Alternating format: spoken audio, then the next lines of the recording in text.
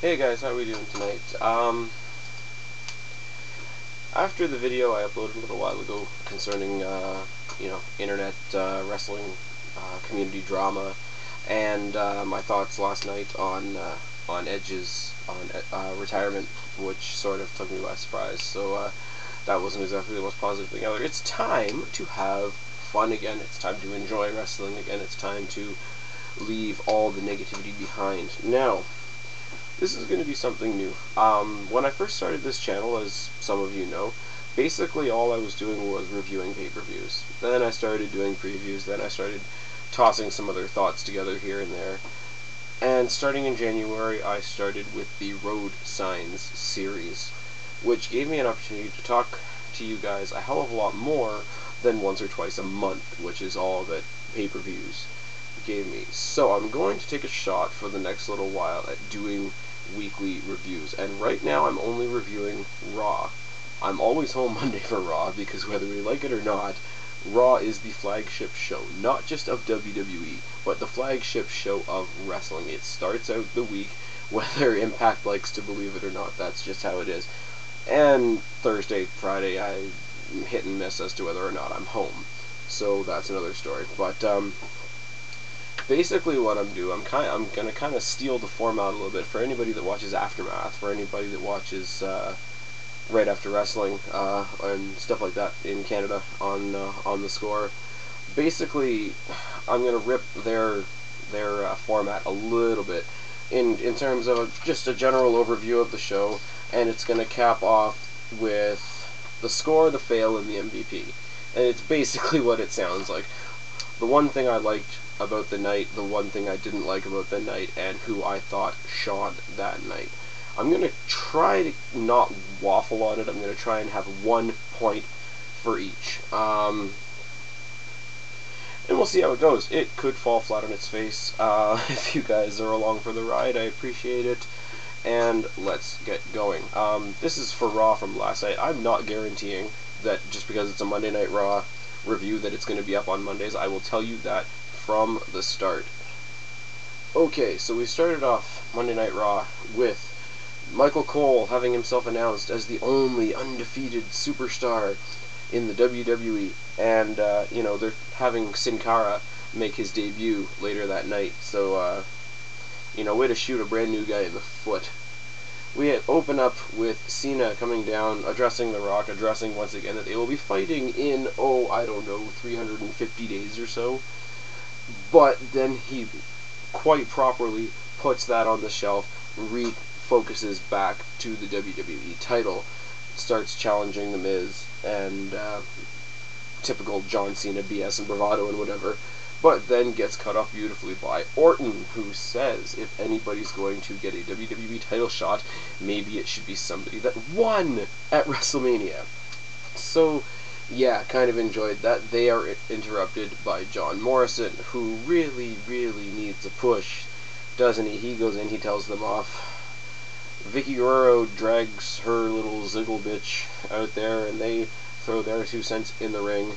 And, it's a fairly decently filled ring by this point. And then R-Truth comes out. I know not a lot of people like R-Truth. I do. I think he's entertaining. I think he's fun. Is he a ring general? Is he going to put on a 5-star technical classic match? Absolutely not. But I think he's a fun wrestler. So any of you who don't can stick it. And it proves what I've been saying for the last couple big pay-per-views. WWE uses R-Truth as filler, don't they? Anytime there's a championship scramble, an elimination chamber, Royal Rumble, obviously, anytime there's a battle royal, any of those multiplayer type matches where you need a filler, Truth is always in there, and he's usually eliminated first, which is really, they really use him as a punching bag.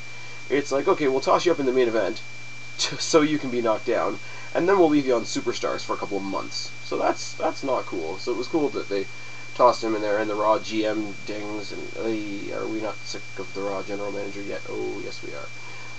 And says, we are going to have a 5-person gauntlet match to decide who's facing The Miz at Extreme Rules. I think, okay, fine. It's predictable. Either Orton or Cena's going to win. Either Ziggler or Morrison should win. I would love it if R-Truth won, but it's not likely. Right. Then we float over to a video vignette preview for Awesome Kong. Finally. It's, you know, rather disturbing. Obviously, they don't show her face. They show her playing with a little Barbie doll, popping the head off it, and the symbolism of that is absolutely brilliant. I am excited about Awesome Kong coming to the WWE, except for one thing. Who the hell is she going to face? Like, Brie and Nikki and Eve Torres and Lay Cool and Maurice, and I just want her to walk in there. I forget who said it. Somebody on some show said it. The perfect thing for her to do would be in a big battle royal for the Divas title, knock them all out, leave with the title, retire the belt, go to the Hall of Fame, and be done. You gotta know, because wrestling companies aren't very good at sharing names, they're not going to be calling her Awesome Kong. So my first curiosity, although it's a small one, what are they going to call her? I mean, I know it's not the be-all and end-all, but it's certainly something to consider. I loved when she was in TNA before Hogan fucked it up. I loved her matches against ODB. I thought they were brutal, and I thought they were like the furthest thing from the Barbie doll bullshit we have in the WWE that you could get. And I hope that translates through. I would also love to see Awesome Kong get a shot at fighting with the guys. Have an old throwback to when Luna would fight the guys, when Lita fought the guys sometimes, when Chyna was holding championships in the men's divisions. I'm pretty sure Awesome Kong could do it. I'm pretty sure the last time I saw Awesome, I don't remember who she was fighting. It was somebody. There was somebody in TNA that she had a good rivalry with. It was a guy, and I can't, for the life of me, think of who it is. But, you know, excited to see Awesome Kong. Really don't know what they're going to do with her, so I hope they don't waste her. That's my thought on that. Coming back from that, we have a Divas match. Yay! And it's for the title. Yay! And it's Brie Bella with the Bella Twin Magic versus Eve Torres for the women's title. And they did, not that I want to give much credit to the Divas division, but they did kind of a neat thing with all the twin magic and the switching and the whatever. She brought a Sharpie to the ring with her and said to the ref, I want you to mark Nikki Bella's hand, so if she switches up, we'll know who it is. So, of course, in the match, she does try to run in while the referee is removing her. Brie gets a cheap shot victory, and Brie is your new women's champion. I don't see why they gave the title to one of the Bellas. It would be the same. It's the same as giving the titles to one of Lay Cool. The Bellas on Raw and Lay Cool on SmackDown is made for a tag team rivalry, isn't it? And even if there's no tag team division for the women, which, you know, what talent is there to make one out of, really? But why do you put a singles title on one half of a team that you've created? It doesn't lend itself to going anywhere. But, you know, whatever. Brie Bella wins the title. Eve goes to the back. She's all pissed off, telling off every diva she sees.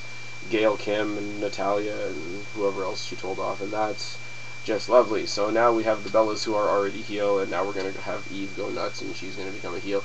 Everybody's going to be a heel. Oh, yes, there's going to be no good guys left in the WWE, or good girls, you know, good girls gone bad. I said it. It's cliche. I can't believe I just said that. Then we had Sin Cara's debut on Raw. I was excited about this. They put him up against Primo for his first match. And people are gonna sit there probably and think, Primo, he's fucking superstars guy. He's not even on Raw, really. Like, why would you use him? It's good, isn't it? Because you don't want to supercharge somebody right out of the blocks. That's not realistic, you know. The prime example, when John Cena made his debut, he debuted against Kurt Angle, and he's been shoved down our throats ever since. Don't do it. And the super predictable thing for him to do, being the masked luchador type style, the super predictable thing would be to put him up against Rey Mysterio, and I'm glad they didn't go that way either. They put him in with Primo, who's sort of like mid-card, low-card, you know, could use the exposure on Raw, so it was good for him, and it was somebody of a similar style, similar size, similar speed that could keep up with him, and they had a really, really good match. Other than, I guess Sin Cara, is one of his finishing moves is going to be, I don't know the actual name for it. I know Kaz in TNA calls it the flux capacitor, that, you know, hold the guy and do the backflip type thing. So I'm going to call it that until they give it a name. But he botched it hard. He got shoved by Primo and wiped out to the edge and came back and did it again. Once he pulled it off amazingly. The botch on the finish was unfortunate, but the match was impressive enough on both of their parts that the botch didn't totally ruin it. So, very, very good debut for Sin Cara. I was happy with that. Next we have the Corre coming out to the ring and sort of starting out with some dissension within the team out of nowhere because they couldn't jump The Rock and Cena last week. You know, Super Cena and The Rock are going to be untouchable for the next year. Anything those guys do between now and next year's WrestleMania is going to be irrelevant.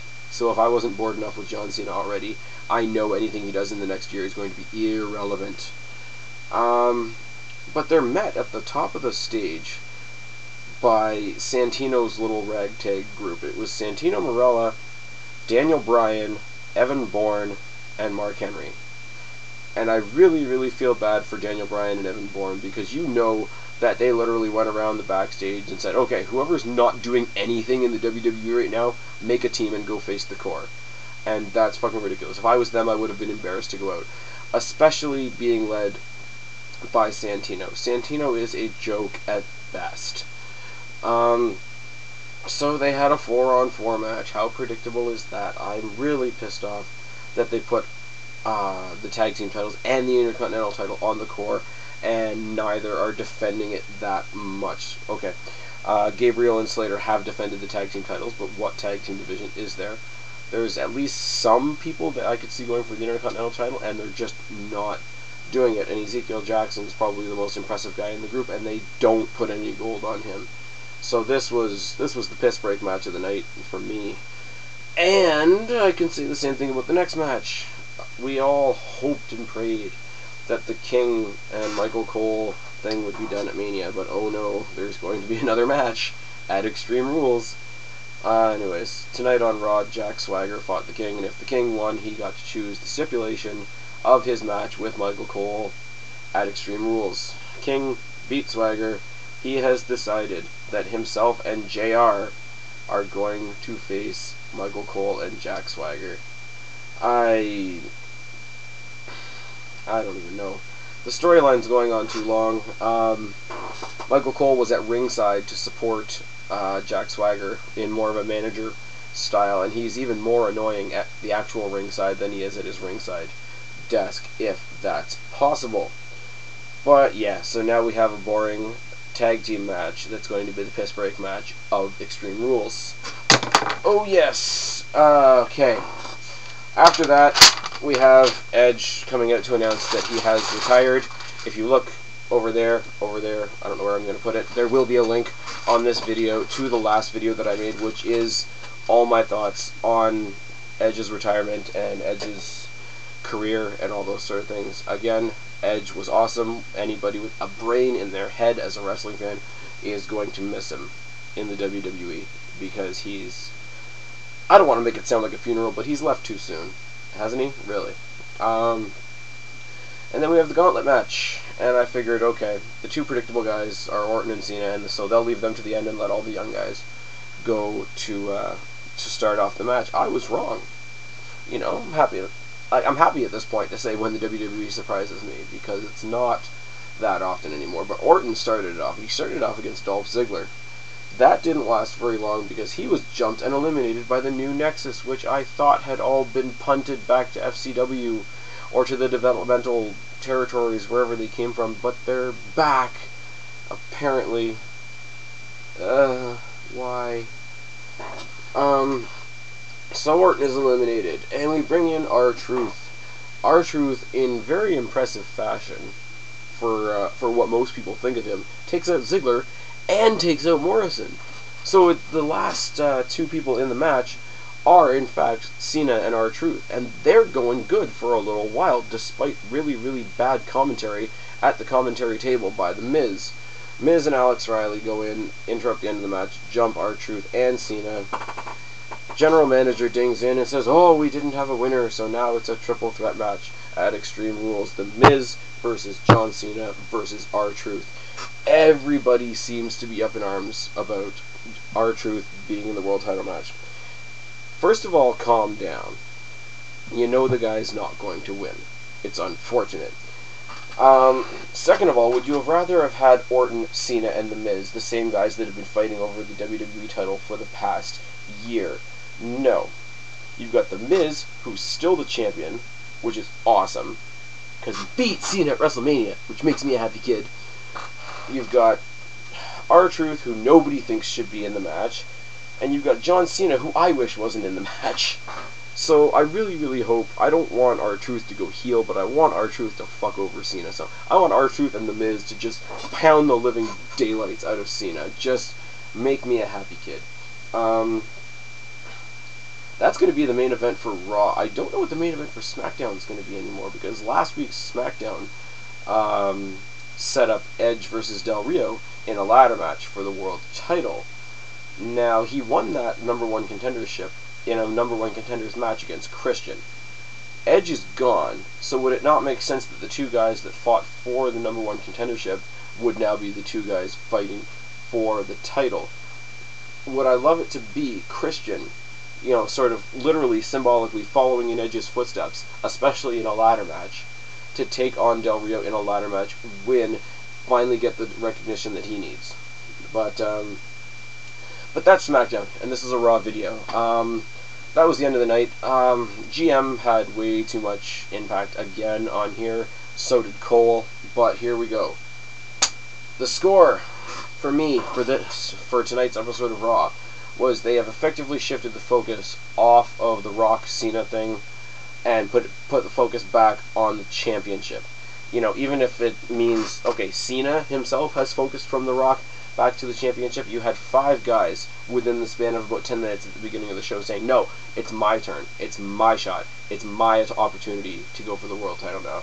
You had Cena and Orton, who have both held it numerous times. You got Ziggler and Morrison, who you've got to know are days away in their career from having a world title, whether it's WWE title or the World Heavyweight title. And you got R-Truth, who realistically I don't think will ever have a world title unless he goes back to TNA.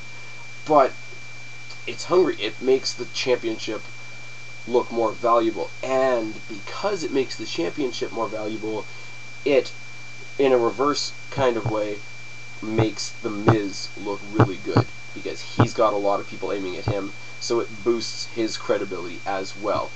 Everybody wins. You got the guys that are enjoying the chase, you've got the prize, and you've got the guy that holds the prize.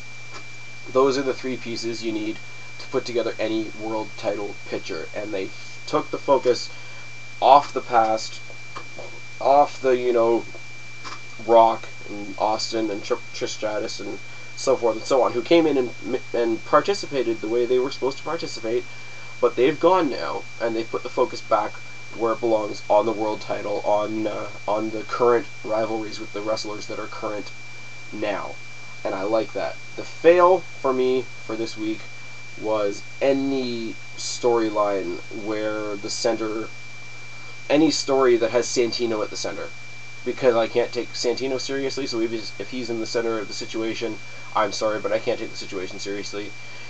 And I can't really take the core that seriously to begin with, so they're really shooting themselves twice with that, aren't they? MVP of tonight, I'm going to put aside my bias that wants to say R-Truth was way better in this main event than I thought they were going to let him be, and really showed something that we haven't seen from him in a while. I'm going to put, but that's a personal bias from me, because I'm a fan of the guy. I'm going to put that aside. I'm going to say, obviously, the MVP of the night tonight was Sin Cara for an amazing debut. Highlight of the night for me. With all the other stuff that we all want to sit here and debate about, brand new guy that's got no heat or fire or anybody pulling any opinion on him just yet, was the highlight of the night for me. So Sin Cara was the MVP of Raw on April 11th. Yep. Anyways, guys, this was my very first Raw review. I'm sorry if I've rambled on, but yeah, let me know what you think. I'm Spaz. Subscribe up there, talk down there, let me know what you think, and I will talk to you guys later.